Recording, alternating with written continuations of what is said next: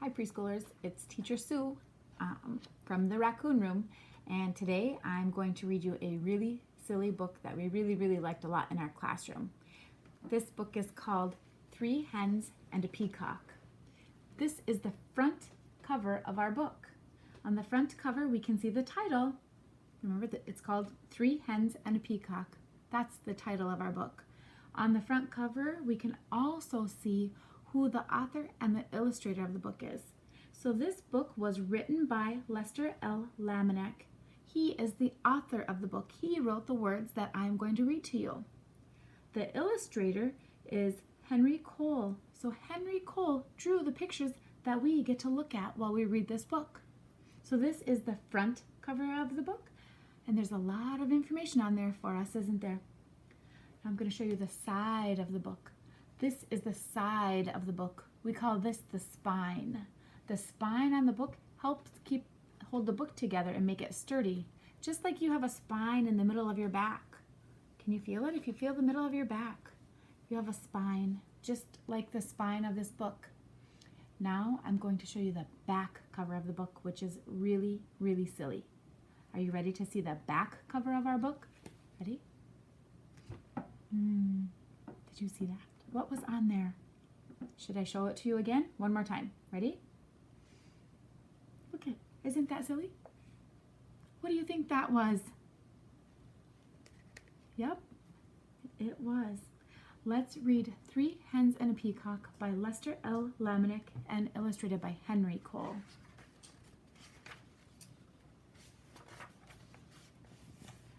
All right. Things were quiet on the Tuckers' farm. The cows chewed their cud. The hens clucked and pecked and laid their eggs. The old hound stretched out on the porch, watching and listening. Once in a while, someone would stop to buy tomatoes or corn, perhaps a quart of milk. Nothing unusual happened there until... Look at what's happening in the picture. Here's a red truck. What happened? What happened? I wonder what could be in that box. Let's see. What was in that box? That peacock showed up. The cows and the hens and the old hound kept right on doing what they'd always done. But that peacock had never lived on a farm. He had no idea what to do. So he spread his fancy feathers and set to shrieking. Eventually, the peacock wandered down to the road. When cars whizzed by, he shook his feathers and cried out in his loudest voice. Of course, folks stopped for a closer look. What are they doing? What are the people doing?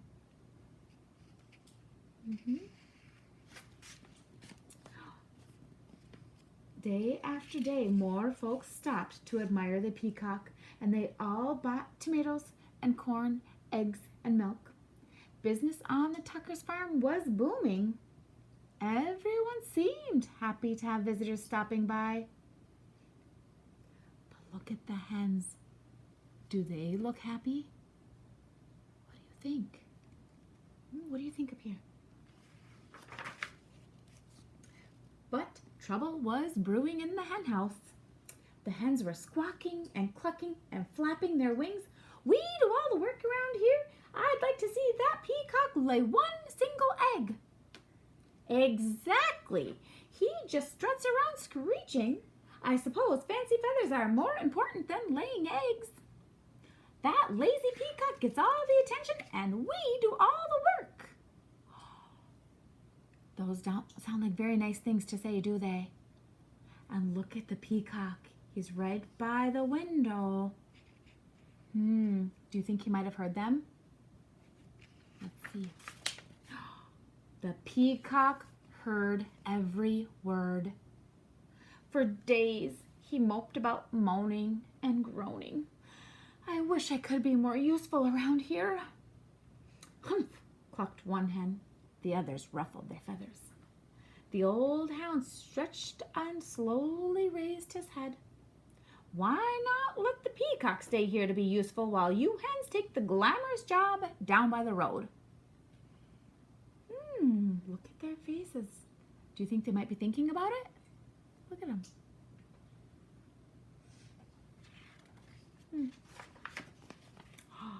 The hens began clucking to one another. What a wonderful plan! Yes, it's a fabulous idea. Oh, ladies, we simply must fancy up our feathers tonight and nothing but our brightest beads, bangles, and bows. We'll stop traffic for sure, while you girls know I can strut with the best of them. The peacock perked up. Let's do it, he declared. Tomorrow I'll stay here, sit on a nest, and cluck. And we'll get all gussied up, said the hens. We'll be so glamorous. At sunrise the next morning, the hens strutted down to the road. Ooh, beads and bangles and bows. Beads, bangles, bows. They all start with ba. The peacock marched right to the hen house and poked his head inside.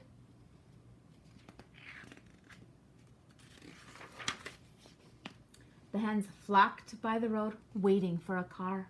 When they saw one approaching, they clucked and squawked and flapped their wings in a flurry of feathers, but every car whizzed right on by.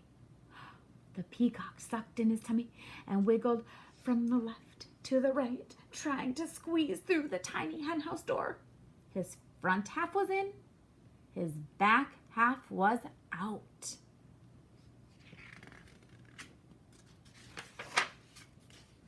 Down by the road, those hens tried every trick they knew. Still, no car stopped. Finally, the peacock made it into the hen house. He held his breath and pushed with all his might, but no matter how hard he tried, he could not lay a single egg. Not one. I wonder why he couldn't lay an egg. I wonder why. The old hound stretched out on the porch, watching and listening.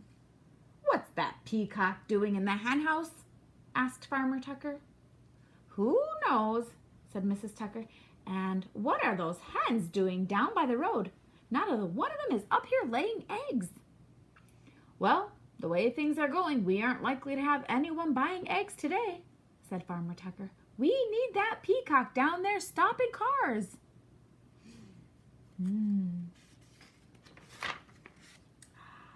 When the peacock heard that, he smiled the biggest smile you ever saw on a bird's beak.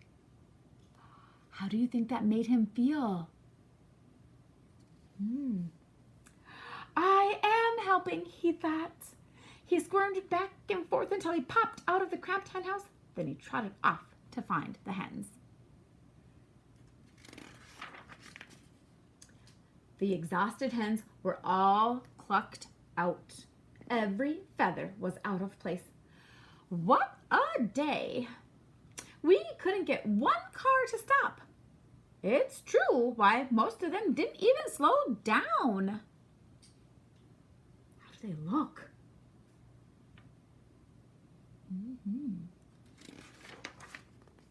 The peacock met the hens as they trudged up the road. I can tell you I'm no good at laying eggs, he said. I'm just not meant for it. One hen nodded. I put on my stellar strut and even I couldn't stop a single car, she said. I have to hand it to you, Fancy Feathers. Your job is harder than it looks. The other hens agreed. The peacock looked relieved. Oh. So the hens marched back to the hen house. The peacock strutted down to the road. The old hound stretched out on the porch, watching and listening. And things were quiet again on the Tuckers' farm. Look at this picture. What's happening? What do you think is going to happen? Should I show you the back cover of my book one more time? Are you ready for it? Look at that. Thank you for listening, preschoolers.